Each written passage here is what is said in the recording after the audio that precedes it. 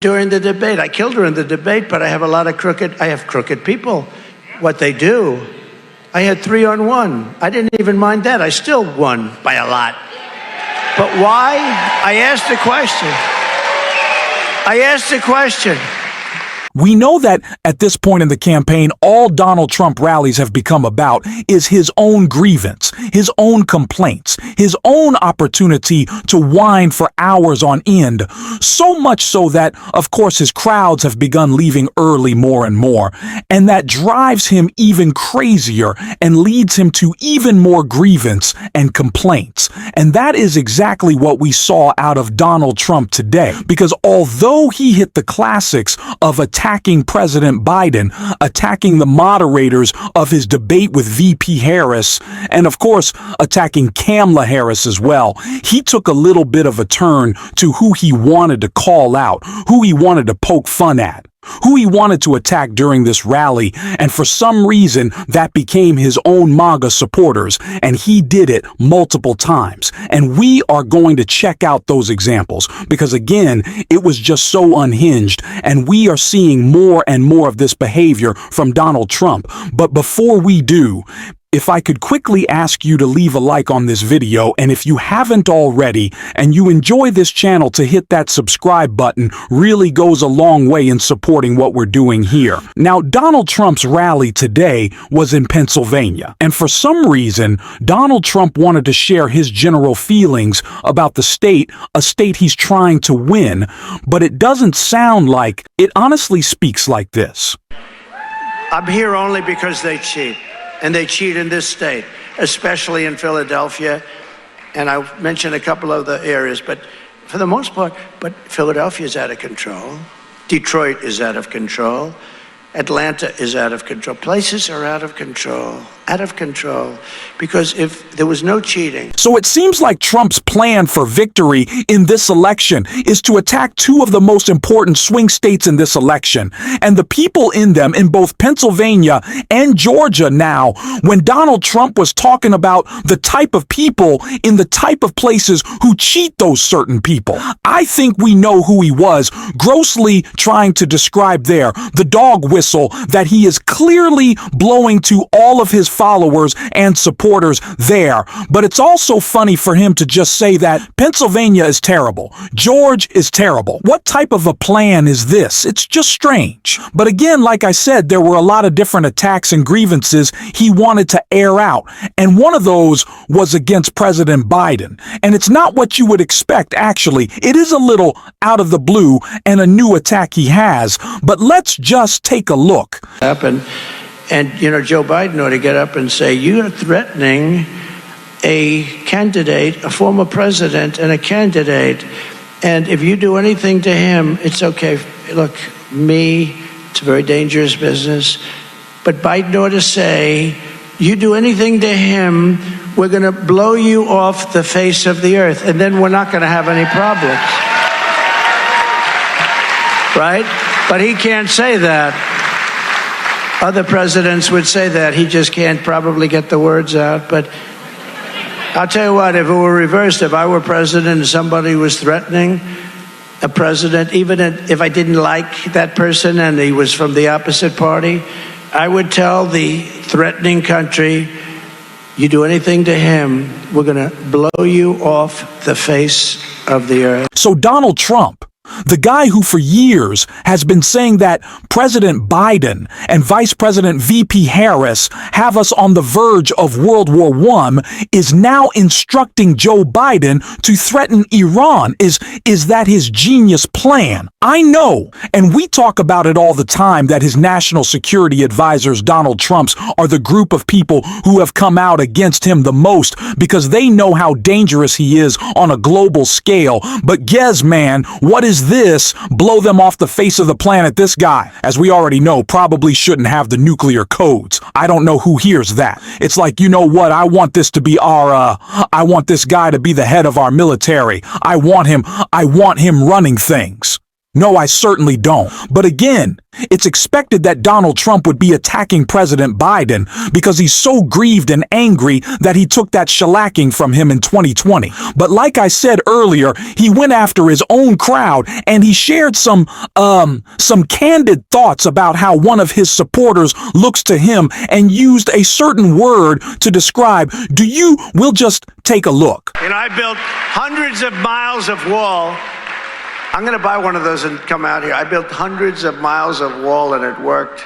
And I was going to add another 200 miles, and then we had a very disruptive election. Horrible thing happened, horrible, including in this state. We won it in 2016 easily, and then in this state, bad things happened because I love you and you love me. We did so good here. But you know what? I built hundreds of miles of wall. And I'm going to walk onto this platform someday at some place, and I'm going to wear that ugly, horrible suit because it's emblematic. It's emblematic of what we've done, right? Saying one of your supporters and what they're wearing is ugly. It's just like, this is the cult of MAGA. The guy is showing up in a wall jacket. And I hate to agree with Donald Trump. It is pretty ugly. You didn't need to call the guy ugly too. But it's funny because that guy's going to come back to the rallies and he's going to still support Trump. He called him out. He made fun of him. He probably doesn't care. That's a perfect example of the cult of MAGA, right? They're showing up in the merch, in the gear he made his own, and then getting insulted for it and still being like, yeah, awesome. But like I said, the insults continued, and you're really going to want to hear what he's had to say about David Muir right here, because it was just ridiculous. During the debate, I killed her in the debate, but I have crooked people. What they do, I had 3-on-1. I didn't even mind that. I still won by a lot. But why? I asked the question.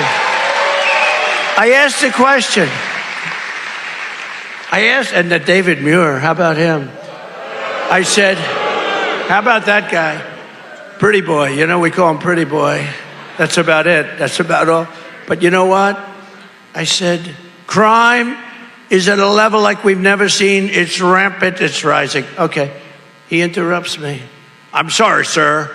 Crime in this country has gone down. I said, you know, without looking at numbers, is there anybody in this room that think that crime has gone down? It's gone through the roof, and largely because of migrant crime. It's not only that. The Donald Trump-David Muir relationship is pretty interesting. For some reason, Trump before the debate was talking about how great David Muir was going to be, and it seems like he kind of likes him. He's still nice to him, talking about him in like a small way when he is attacking him, says he doesn't have the great hair he did before, called him pretty boy there. I don't know what's going on with Trump and David M., but I'm sure David Mo doesn't really want to be a part of it. But again, a strange attack. And like I said, he continued this was just the grievance factory coming out of Pennsylvania for Donald Trump. And those continued with this attack he had of lies on Nancy Pelosi. And she took total responsibility, J6. Nancy Pelosi said she turned down thousands of troops, National Guard. Now, you didn't need thousands, you didn't need 10,000, I over 10,000 or more. I don't know what Trump is trying to accomplish with continuing to bring up January 6th, besides reminding us what a threat to democracy he is and what a liar he is.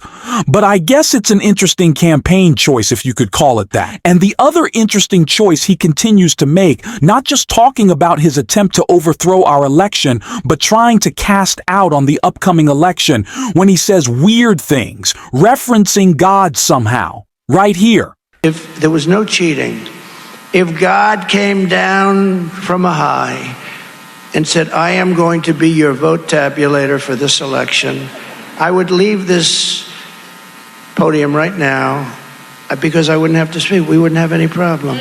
We have to have a landslide because they cheat so damn much. We have to have a landslide. We did a video on it. On this channel, the first time we started to hear Trump use this line, it was when he was talking to Dr. Phil and he said, if Jesus counted the votes in California, then he'd win the state.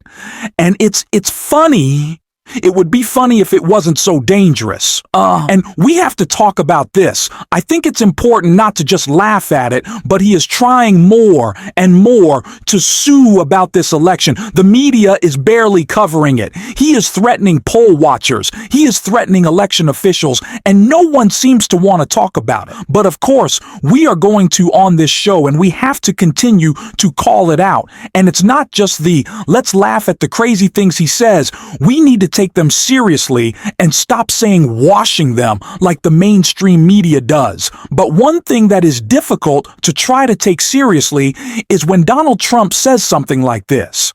They don't even think about it.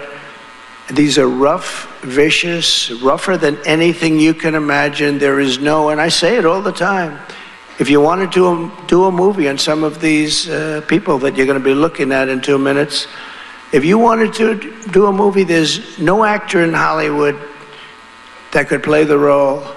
There's nobody that could do it. These actors, you know, they're a little bit shaky. They can't play the role. They'll bring in a big actor and you look, you say, oh, he's got no muscle content. He's got no muscle. We need a little muscle. Then they bring in another one, but he's got a weak face. He looks weak.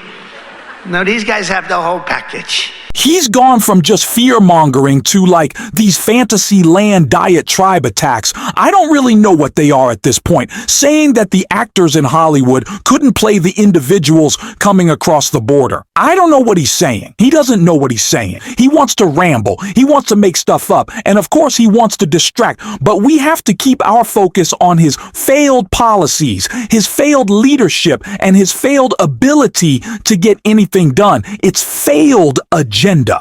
And that's what we have to keep talking about. And we're going to on this show every single day. And if you want to support that, as always, you can hit that subscribe button and leave a like on this video. And if you stuck around at the end, drop a blue heart in the comments. And until next time, I'll see you soon.